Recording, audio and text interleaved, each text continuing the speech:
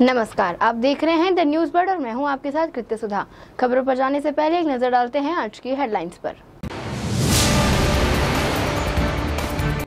Monsoon पूर्व तैयारियों को लेकर गजेंद्र सिंह शेखावत की समीक्षा बैठक, जल भराव से निपटने के निर्देश।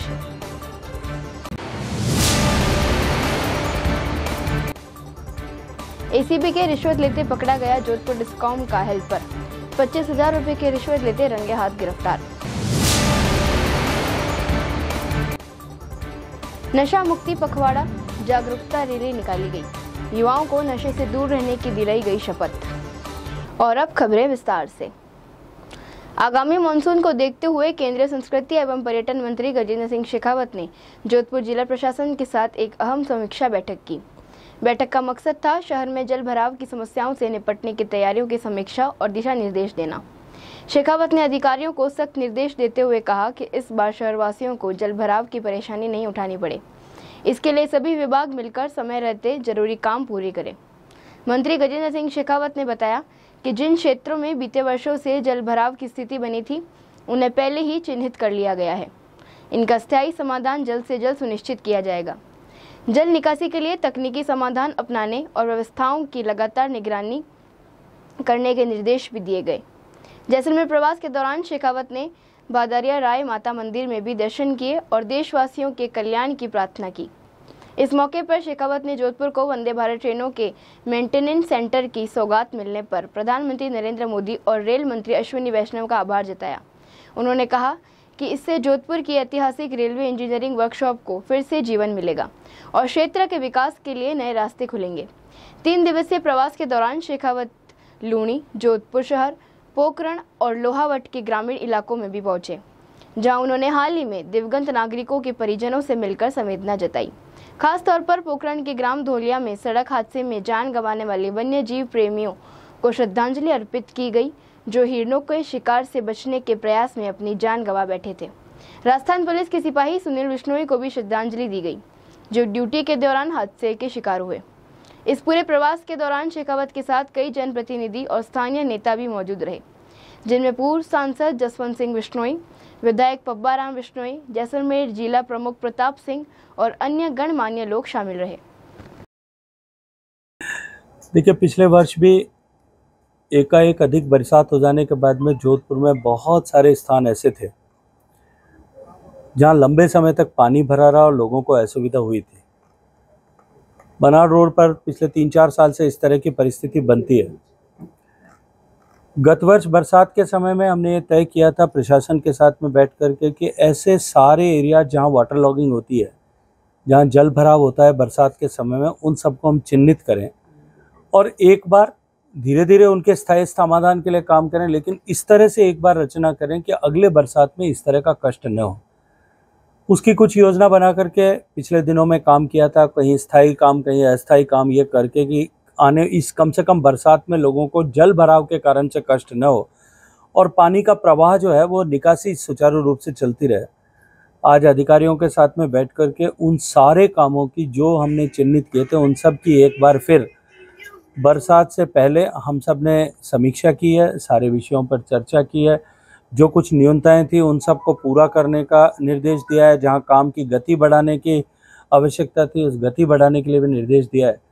मुझे लगता है कि अब की बार जिस तरह का प्रयास हमने किया है, मुझे पूरा भरोसा है कि इस बार जो है कम से कम जिस तरह से पानी भरने के कारण से भयावह स्थिति पिछले वर्षों में बनती थी, इस बार कम से कम उस तरह की स्थिति नहीं बनेगी और हम लोगों को कुछ राहत प्रदान कर सकेंगे। अभी एक दर्दनाक हादसे में मेरे लोकसभा क्षेत्र के लगभग टेल एंड पर जो गांव है धोलिया, वहाँ का एक लड़का जो बचपन से लेकर के अब तक वन्य जीव संरक्षण के लिए काम करता था, दुर्भाग्य से वो वन्य जीवों के संरक्षण के लिए वन विभाग के साथ में दस्ते के साथ में जाते हुए एक्सीडेंट में वन विभाग के कर्मचारी और उनके अधिकारी और उनके साथ में उस युवक की और उसके परिवार के अन्य युवक की ऐसी दर्दनाक मृत्यु 4 लोगों की हुई थी। वो पेमानी जी ने अपने इस छोटे से जीवन में लगभग 30 साल के कालखंड में न केवल हिरणों के संरक्षण के लिए काम किया, सैकड़ों अवैध शिकार की गतिविधियों को रोकने और उनको खिलाफ कार्रवाई को सुनिश्चित करने के लिए काम किया। अपितु गोडाउन के संरक्षण के लिए बहुत अद्भुत सेवाएं दी थी।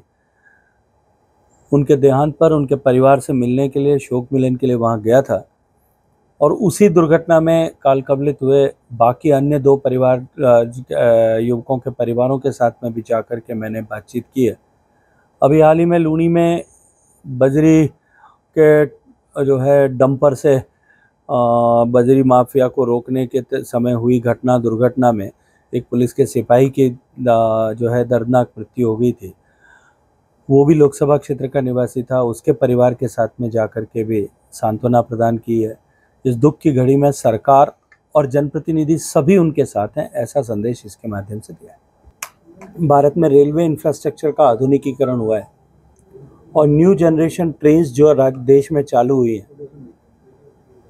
जोधपुर पहले भी लोकोमोटिव इंजन्स के रखरखाव को लेकर के एक बड़ा केंद्र हुआ करता था और रेलवे इंजीनियरिंग वर्कशॉप जब जोधपुर की अपनी देश भर में एक बड़ी पहचान थी। आज़ादी के पहले जिसकी कल्पना करके जिस तरह की व्यवस्थाएं जोधपुर रेल ने की थी, उसी एसेट को वापस यूज करते हुए जोधपुर में वंदे भारत कोचेज के मेंटेनेंस का जो है सेंटर जोधपुर में बन रहा है। मैं माननीय प्रधानमंत्री जी को, माननीय रेल मंत्री जी को इसके लिए धन्यवाद करना चाहता हूं कि उन्होंने मेरे आग्रह पर जोधपुर का इसके लिए चयन किया।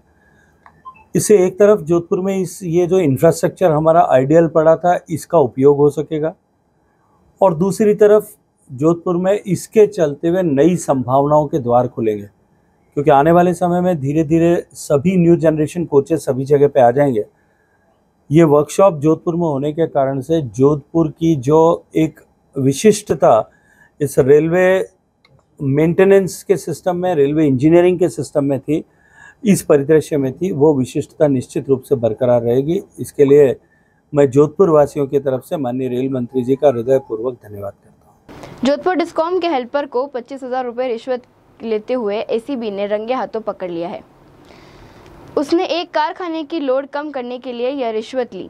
जोधपुर विद्युत वितरण निगम लिमिटेड जोधपुर के सहायक अभियंता कार्यालय नांदरणी में कार्यरत हेल्पर द्वितीय तेजाराम को आज पावटा बस स्टैंड के पास कुल 25,000 रुपये की रिश्वत राशि लेते हुए रंगे हाथों गिरफ्तार किया गया है।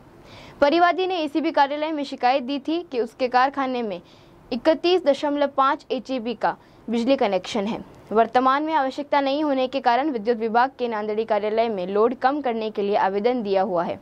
हेल्पर तेजाराम इस काम के लिए रसीद काटने की रकम के साथ 29,000 रुपये अलग से खर्च के नाम पर रिश्वत के मांगे हैं। शिकायत का सत्यापन करने के बाद आज एसीबी की टीम ने तेजाराम को 25,000 रुपये की रिश्वत राशि लेते हुए रंगे हाथों पकड़ लिया। आरोपी से पूछताछ और कार्रवाई जारी है। देखिए, कल परिवादी हमारे पास शिकायत लेकर आया था कि उसका लकड़ी के फर्नीचर वगैरह बनाने का कारखाना है, जिसमें उसने लगभग 31.5 हॉर्स पावर का कनेक्शन ले रखा था। अभी उसके वहाँ पर काम बंद है, इसलिए उसको आवश्यकता नहीं थी, तो उसने नांदड़ी एन कार्यालय में जो है लोड कम करने के लिए एप्लीकेशन दी थी। कार्यालय में कार्यरत जो आरोपी है वो हेल्पर के पद पर है, तेजाराम। उसने इस काम के लिए उससे 29,000 रुपये रिश्वत राशि की मांग की और कहा कि ये पैसा देने के बाद ही तुम्हारा काम होगा। कल परिवादी हमारे कार्यालय में उपस्थित होकर उसने शिकायत दी। उसका कल ही हमने मांग सत्यापन करवाया और आज इंस्पेक्टर सुनीता डूडी और जो हमारी ट्रैप टीम ने कार्रवाई करते हुए आरोपी तेजाराम को 25,000 रुपये की रिश्वत राशि देते हुए रंगे हाथों गिरफ्तार किया है।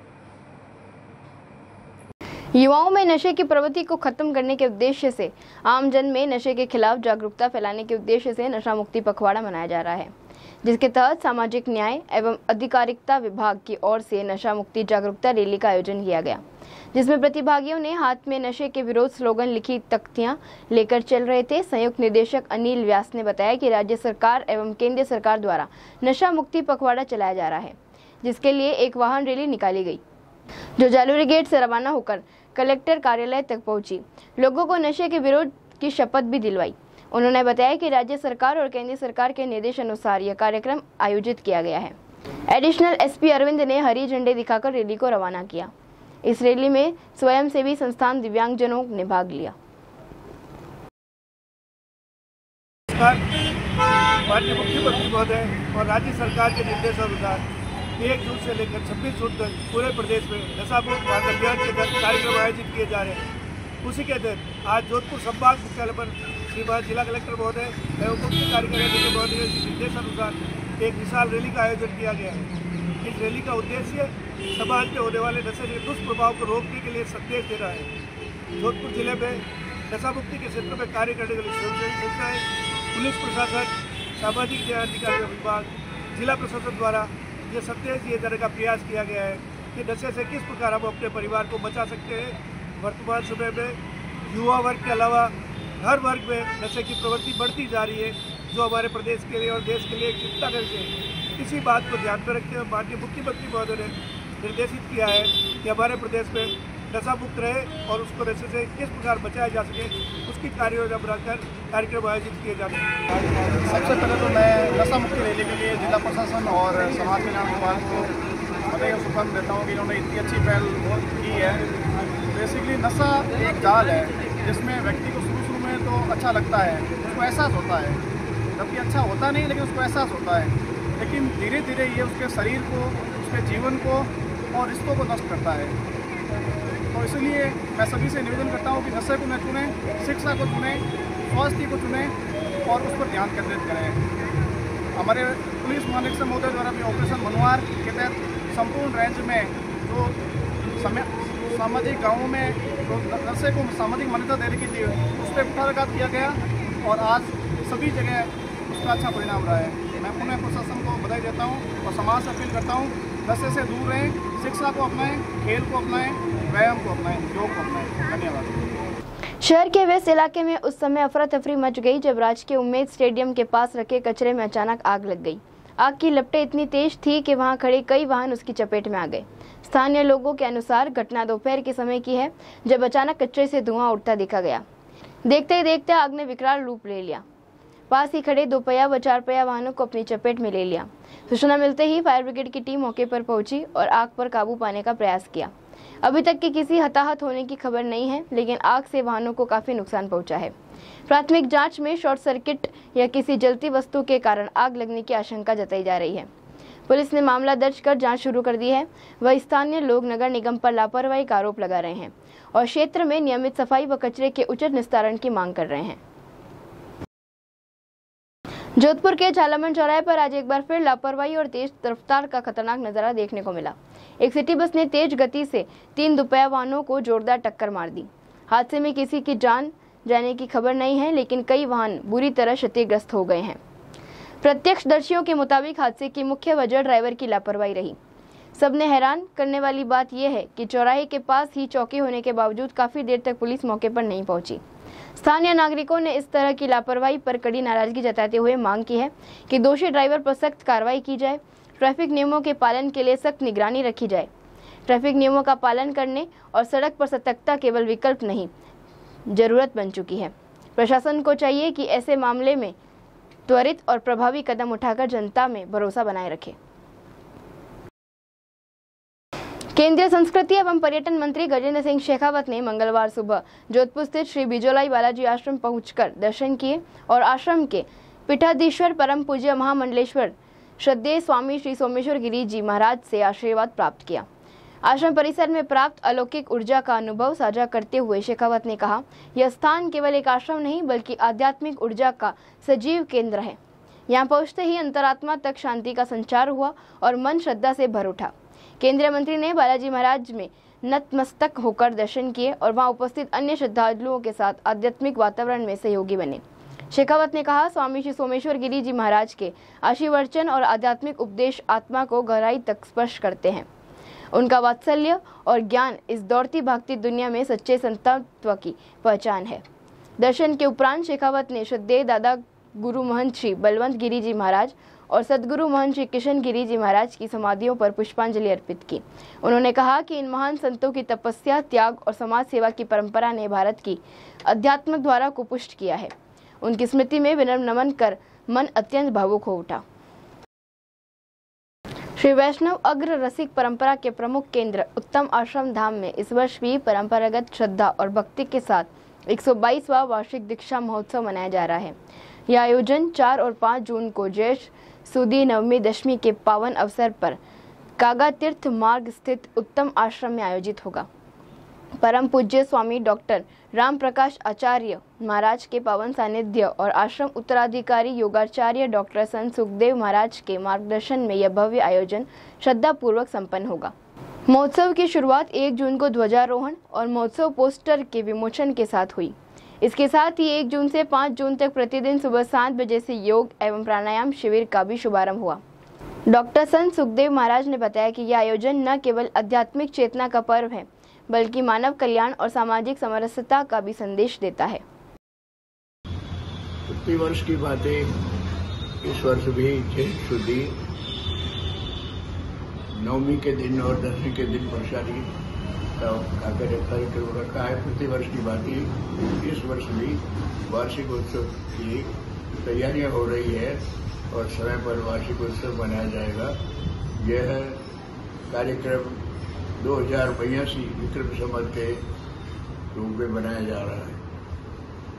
हर प्रति वर्ष के भांति उत्तम आश्रम में वार्षिक महोत्सव उत्सव के रूप में विक्रम संवत 2082 ज्येष्ठ शुद्धि नवमी के दिन मनाया जाएगा। दूर दराज से बहुत सारे लोग श्रद्धालु भक्त सत्संग में भाग लेते हैं, जैसे हरियाणा है, पंजाब है, राजस्थान है, महाराष्ट्र से अलग अलग प्रांतों से प्रतिनिधि के रूप में सभी श्रद्धालु भक्त पधारते हैं। इस प्रोग्राम में योग, प्राणायाम, साथ में रक्तदान शिविर रखा गया है और शाम को रात्रि सत्संग का प्रोग्राम है। दूसरे दिन समाधियों का पूजन, साथ साथ में सभी संतों का स्वागत, अभिनंदन, विदाई के रूप में सत्संग का गुरु महाराज का आशीर्वाद सभी लेंगे। इसके साथ में विदाई के साथ में ये प्रोग्राम संपन्न होगा। आइए अंत में एक बार फिर से नजर डालते हैं इस वक्त की खास हेडलाइंस पर।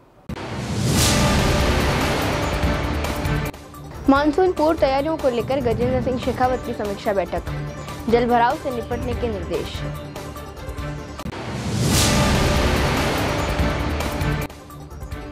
एसीबी के रिश्वत लेते पकड़ा गया जोधपुर डिस्कॉम का हेल्पर, 25,000 रुपए की रिश्वत लेते रंगे हाथ गिरफ्तार।